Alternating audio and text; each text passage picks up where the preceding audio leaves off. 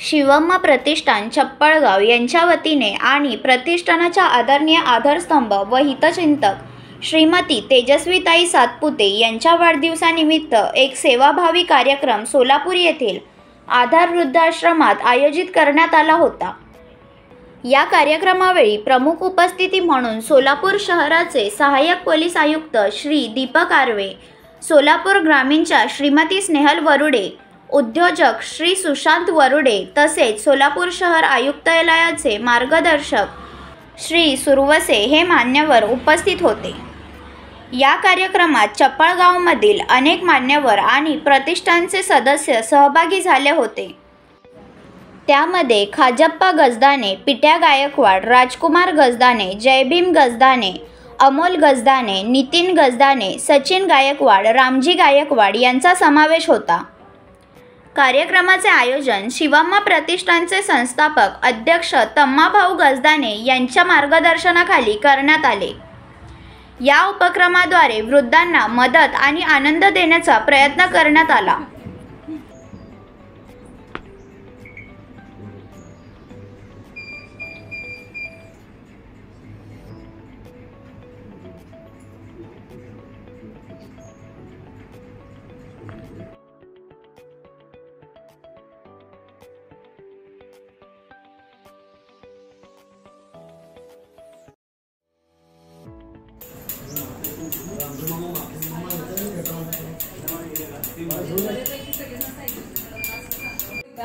झालो की लगेच जॉईन झालो।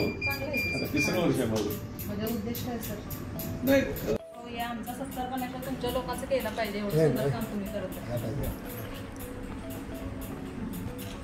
जाऊ ना मग तुम्ही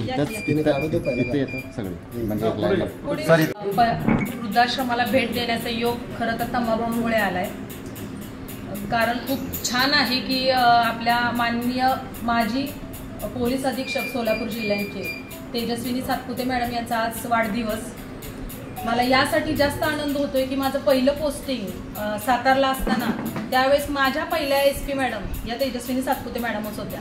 एक लेडीज पोलीस अधिकारी SP असताना तिथे आपली PSI म्हणून नेमणूक होणं हे माझंही भाग्याचं काम होतं माझ्यासाठी। त्यामुळे मला जास्त आनंद आहे आज मॅडमच्या वाढदिवसानिमित्त आज मी आपल्या समोर सर्वांसमोर आहे। आणि सगळ्यात जास्त हे ज्येष्ठ नागरिक आहेत त्यांचं पण मी खूप आभार व्यक्त करते की त्यांनी मनाची खूप तयारी करून इथं राहत असतील, यात काही शंका नाही। शेवटी आज माझ्या पदरात लेकरू आहे, तुम्ही किती लेकरं वाढवताना त्रास घेतला असेल याची मला पूर्णतः जाणीव आहे। आणि आज इथे तुम्ही कोणत्या मनाने इथं राहत आहात याचीही मला जाणीव आहे। मला परवाच मी कार्यक्रमानिमित्त सांगू इच्छिते, आमच्या शेजारी अशीच एक वृद्ध महिला राहण्यास आहे। तिला 4 मुलं आहेत, 4 अति उच्च शिक्षित मुलं तिची बाहेरगावी राहत असतात। ती बिचारी एकटीच राहते। तिच्याजवळ 4 मुलं असून 4 सुना असून नातवंडे असून तिच्याजवळही कोणी नव्हतं। परवा दिवशी त्यांचा देहांतवास झाला, त्यावेळेस मोठा थाटामाटात त्यांचा देहांतवास केला गेला। शेजारी मोठा मंडप साजरा केला गेला, हर प्रकारच्या सुवासिक वास येत होते जेवणाचे। ज्यावेळेस आई असताना मी कधीही 4 मुलं त्यांच्याजवळ गेलेली पाहिलं नाही, त्यांच्या सुना त्यांची नातवंड त्यांच्यात खेळलेली पाहिली नाही। पण त्या गेल्यानंतर त्यांच्या माघारी त्यांच्या अप्रोक्ष त्या पाहत नसताना तिथं मंडप साजरा केला जातो, फुलांचे गुच्छ पुष्पहारांचे तिथं गुच्छ नेले जातात। आणि त्याही पेक्षा त्यांचं कर्तृत्व काय होतं हे सांगणारी मंडळी तिथं हजर होतात। या गोष्टींसाठी मी खूप नाराज होते। मी घरी जात असताना मी स्वतःची बाईक तिथं थांबवली आणि मी 2 मिनिटं कधीही कुठं थांबत नाही। घर ते ऑफिस आणि ऑफिस ते घर करणारी मी मुलगी। त्या दिवशी मी त्या मंडपाच्या शेजारी उभी होते, मला सांगताना अतिशय खंत व्यक्त होते। हे खूप चुकीचं आहे समाजाचं। आज आपले आई वडील आपल्याला मोठं करताना ज्या काही त्रास उनी सहन करतात, दिवसाची रात्र रात्रीचा दिवस करून आपल्याला सांभाळत असतात, त्यांना जर का हे दिवस बघायला भेटत असतील तर तसल्या आई वडिलांच्या पोटी मुलं न जन्माला आलेली चांगली बेहतर मी म्हणेन। हा दिवस खरंच कुठल्या आई वडिलांना बघायला न मिळो आणि जन्माला येणाऱ्या प्रत्येक मुलीला आपल्या आई वडिलांचं केलेलं कर्तव्य, त्यांची जाणीव शेवटपर्यंत त्यांच्याजवळ असू देत.